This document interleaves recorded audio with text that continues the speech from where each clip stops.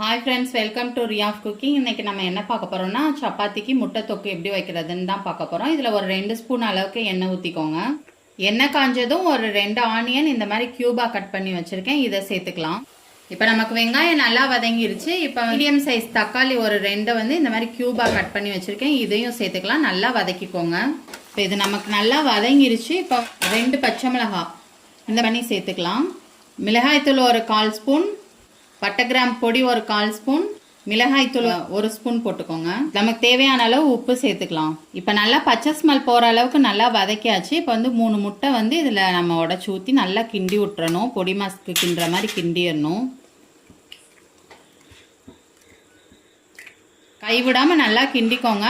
பாருங்கள், சூப்பராக ரெடி ஆயிடுச்சு. அவ்வளோதான். நம்ம வந்து இந்த அளவுக்கு ஜூஸியாக தான் இறக்க போகிறோம். ஏன்னா சப்பாத்திக்கு வச்சு சாப்பிட்றதுனால இந்த அளவுக்கு ஜூஸியாக தான் இருக்கணும். பாருங்கள், சூப்பரான முட்டை தொக்கு ரெடி ஆகி